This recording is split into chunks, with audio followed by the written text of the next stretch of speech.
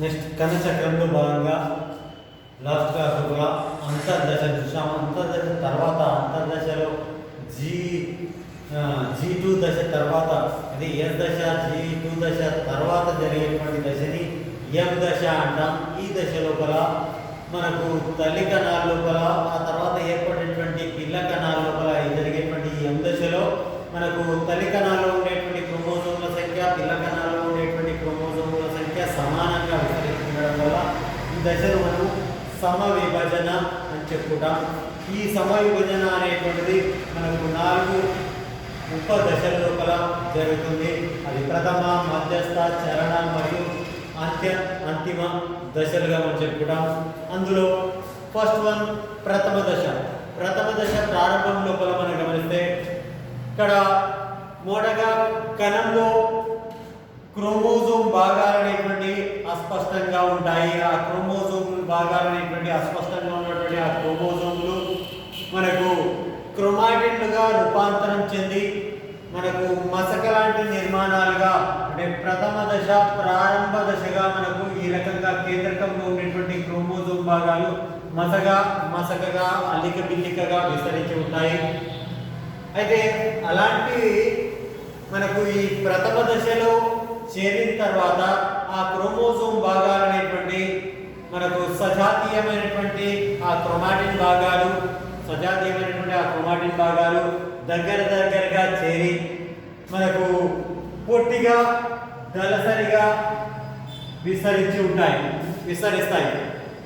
అయితే ఆ పొట్టిగా దళసరిగా విస్తరిస్తున్నటువంటి క్రోమాటిన్ భాగాలు మనకు సెంట్రోమియర్ వద్ద ఈ క్రోమాటిన్ భాగాలు అనేటువంటి అతుక్కొని విస్తరించి ఉంటాయి. అంటే ప్రథమ దశలో జరిగేటువంటి సంఘటనలు ఏంటంటే క్రోమాటిన్ పదార్థాలు అనేటువంటి సంగ్రహణం చెంది మనకు అవి పొట్టిగా దళసరిగా క్రోమోజోములు అనేటువంటి ఏర్పడతాయి. ఈ క్రోమోజోములు అనేటువంటి క్రోమాటిన్ భాగానికి క్రోమాటిన్ తంతువులు అనేటువంటి 2 క్రోమాటిన్, ఒక సెంట్రోమియర్ స్థానానికి 2 క్రోమాటిన్ తంతువులు, ఒక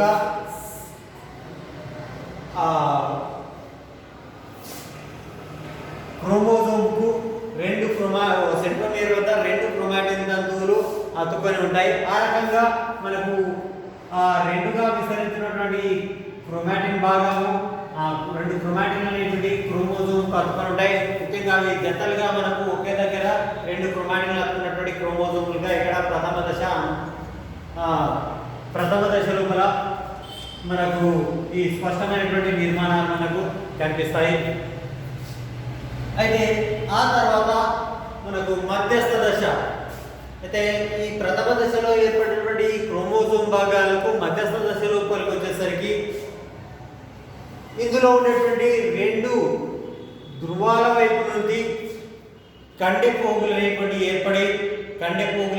ఏర్పడి క్రోమోజోమ్ భాగాల్లో ఉండేటువంటి కైనిటోకోర్లను అతుక్కొని ఉండి, కైనిటోకోర్ అంటే ఇది ఒక క్రోమోజోమ్ భాగం, అంటే సెంట్రోమియర్కు ఇరువైపులా బిల్లల వంటి నిర్మాణాలను కైనిటోకోర్ అంటాం. ఈ కైనిటో భాగాలను అతుక్కొని కైనిటో భాగాల నుంచి 2 ధ్రువాల వైపుగా మనకు కండెపోగులు అనేటువంటి విస్తరిస్తాయి.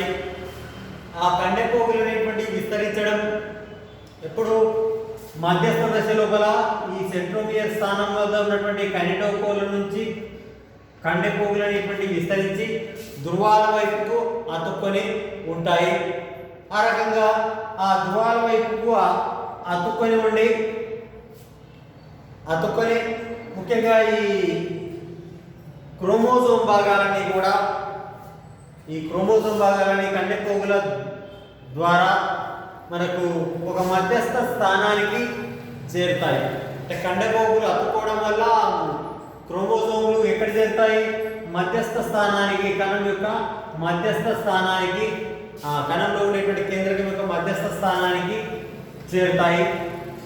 కండెపోగుల సాయంతో 2 వైపులా కండెపోగులు విస్తరించి ఉంటాయి. 2 ధ్రువాల వైపుగా అతుకొని మధ్యస్థ స్థానానికి చేరుతాయి. అయితే ఇందులో మనకు ఈ మధ్యస్థ దశ లోపల మనం గమనిస్తే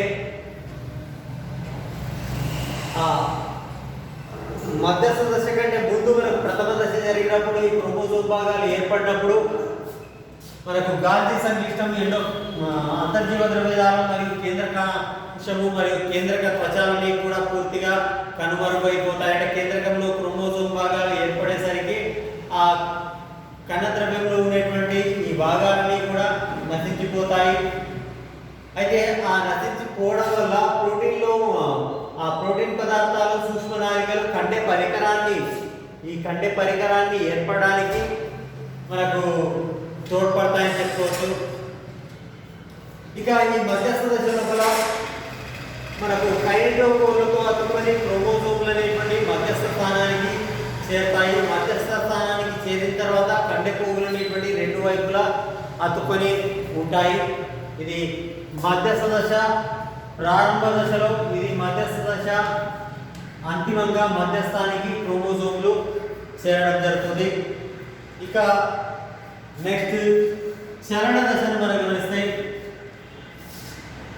ఈ మధ్యస్థ దశ చేరిన తర్వాత ఈ క్రోమోజోమ్లు కండెపోగులు లాగడం వల్ల కండెపోగులు రెండు ధ్రువాల వైపుకు లాగడం వల్ల మనకు సెంట్రోమియర్ అనేటువంటిది చీలిపోయి అంటే క్రోమాటిన్ భాగాలు విడిపోయి మనకు రెండు ధ్రువాల వైపుకు ఒక క్రోమోజోమ్ అనేటువంటిది రెండు భాగాలుగా విడిపోయి మనకు రెండు ధ్రువాల వద్దకు అవి చేరుతూ ఉంటాయి. ఆ చేరుతూ ఉండేటువంటి దశనే, ఆ ధ్రువాల వద్దకు చేరేటువంటి దశనే మనము ఇక్కడ చలన దశ అంటాం. అంటే చలన దశలో క్రోమోజోమ్ భాగం అనేటువంటిది విడిపోయి రెండు ధ్రువాల వైపుకు చేరుతాయి. ఆ చేరే సమయాల్లో మన ఈ క్రోమోజోమ్లు అనేటువంటి మనకు ఆ క్రోమాటిన్ భాగాలు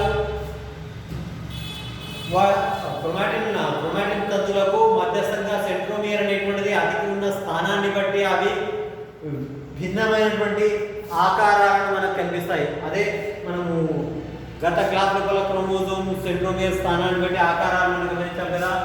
అది ఈ సెంట్రోమియర్ కైనెటోకోర్లు లాగడం వల్ల మనకు రెండు సమానంగా క్రోమాటిన్ తంతువులు ఉంటే వి ఆకారం లోపల, అదే ఒకటి పొడవుగా ఒకటి కొద్దిగా పొట్టిగా ఉంటే అది ఎల్ ఆకారం లోపల, ఒకటి పూర్తిగా పొడవుగా ఒకటి పూర్తిగా పొట్టిగా ఉంటే జే ఆకారంలో, పూర్తిగా మనకు కొన భాగంలో సెంట్రోమియర్ అతుకు ఉంటే దాన్ని మనం ఇక్కడ ఐ ఆకారంలో, అంటే ఈ చలన దశ లోపల VLJI అనేటువంటి ఆకారాలుగా ఆ క్రోమోజోమ్ భాగాలు అనేటువంటి మనకు కనిపిస్తాయి. ఇక్కడ ఈ చలన దశ లోపల ఆ కండె పోగులు లాగడం వల్ల అవి క్రోమోజోమ్ చిలిపోయి చలించేటప్పుడు మనకు అది గమనిస్తాం.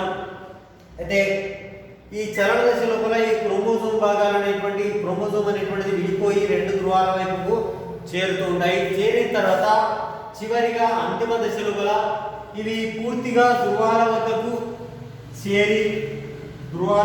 చేరి అయితే ఆ క్రోమోజోమ్ భాగాలు అనేటువంటి స్పష్టమైనటువంటి నిర్మాణాలు ఏర్పడుతుంటాయి. పూర్తిగా కనుమరుపై ఒక ముద్దలాగా ఏర్పడుతుంది. క్రోమోజోమ్ భాగాలన్నీ కూడా ఒక ముద్దలాగా ఏర్పడి తిరిగి కణంలో మనకి ఇక్కడ కోల్పోయినటువంటి ఆ గాలి సంక్లిష్టము మరియు అంతర్జీవ ద్రవ్యజాలము, కేంద్రకాంశము మరియు కేంద్రక త్వచాలు అనేటువంటి మనకు ఇక్కడ పునర్నిర్మితమవుతాయి. అంటే మళ్ళీ అవి ఏర్పడతాయి.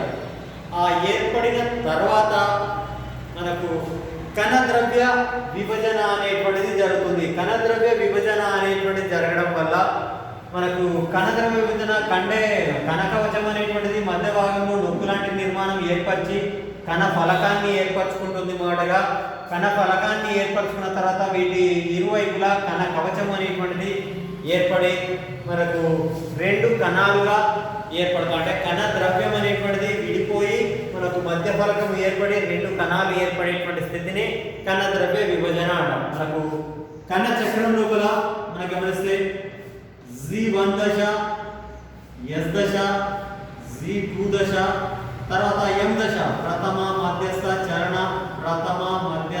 చలన మరియు అంత్య దశ ఏర్పడేసరికి మనకు ఇది రెండు కేంద్రకాల స్థితి ఏర్పడుతుంది. ఆ తర్వాత కణద్రవ్య విభజన అనేటువంటిది జరుగుతుంది.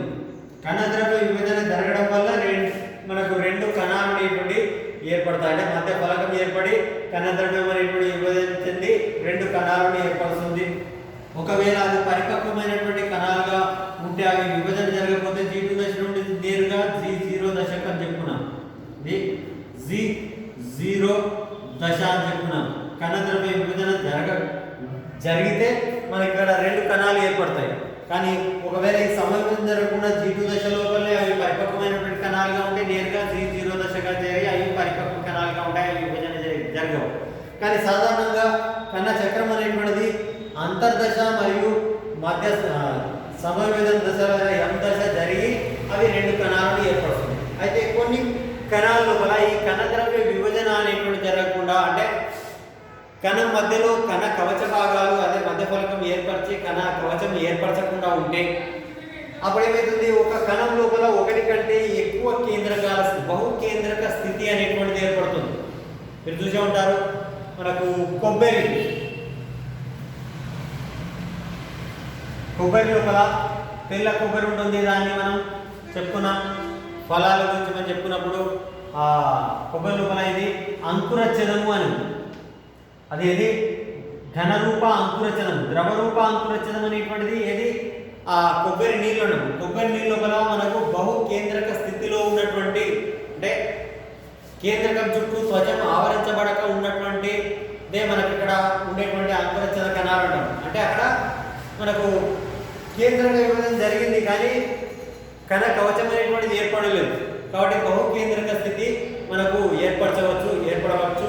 కానీ ఆ కణకవచం ఈ కణద్రవ్య విభజన జరిగి కణకవచం ఏర్పడితే మనకు కణాలు అనేటువంటి ఒక కణం నుంచి రెండు కణాలు అనేటువంటి ఏర్పడతాయని చెప్పుకోవచ్చు. ఇది మనకు కణ చక్రము